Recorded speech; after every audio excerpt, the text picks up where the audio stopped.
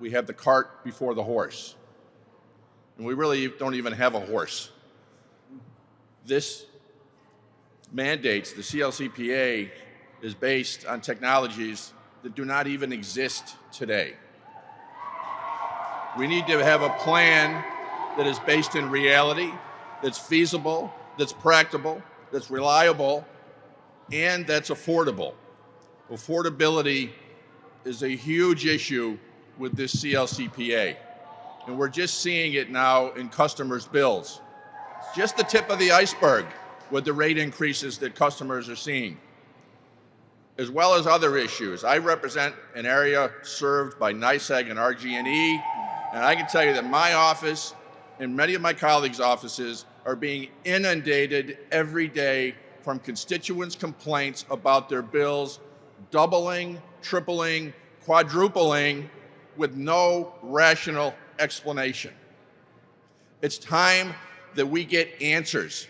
Answers from the governor, answers from the majority leaders of both houses, the Democrat leaders of both houses of this state legislature, from the Public Service Commission, from NYSERDA, from DEC, on what is driving these costs up, because it is all obfuscation. The leaders that are pushing this CLCPA do not want New Yorkers to know what's coming. They do not want New Yorkers to know what it's going to cost, and they're coming up with all kinds of excuses and misleading information on these billing issues that are going on right now. It's not just based on the NYSEG RG&E's basically 30+% rate increase that was approved a year and a half, 2 years ago. It's still being phased in. Installation of smart meters.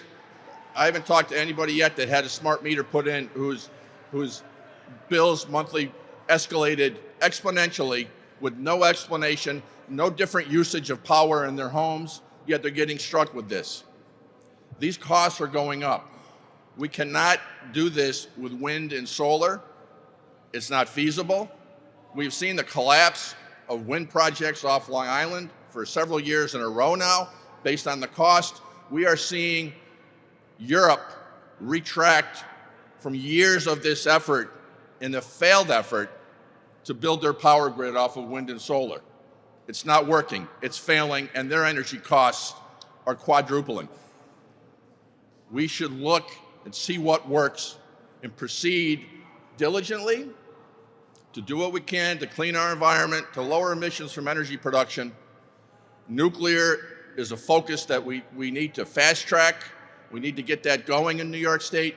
You know, our energy production in New York State had the lowest emissions per capita of any state in the country prior to the closing of Indian Point nuclear facility. Since then, emissions served by the Indian Point plant in the metropolitan New York City area have increased by over 40%. We're going backwards, folks.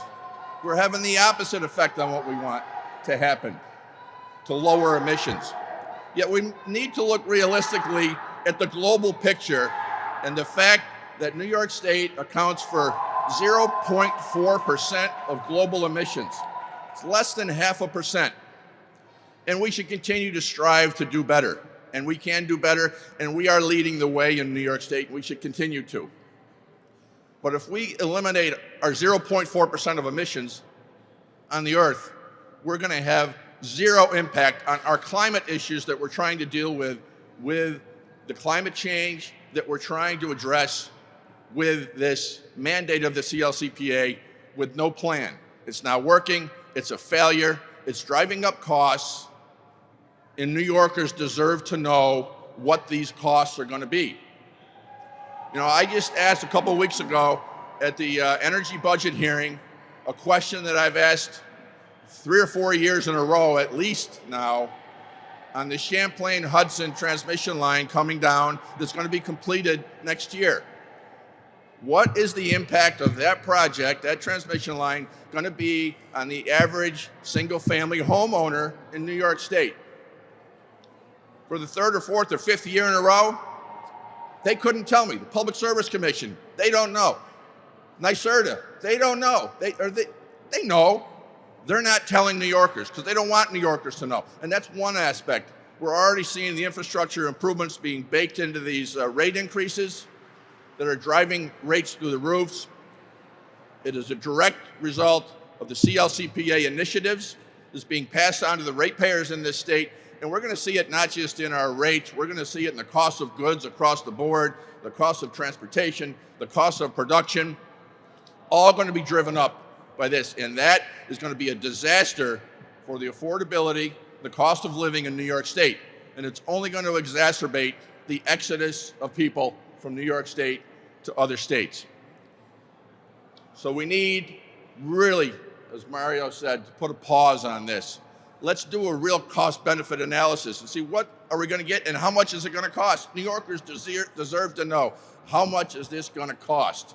Because I can tell you, when the average New Yorker figures this out, and I've been screaming about this for 7, 8 years now, still not getting the attention that it needs, still not getting real answers on what the costs are going to be. When New Yorkers find out,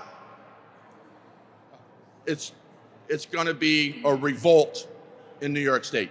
And the leaders that have driven us down this path, they're going to be voted out of office. There will be repercussions to those that have forced this down the throats of New Yorkers with no explanation and no plan.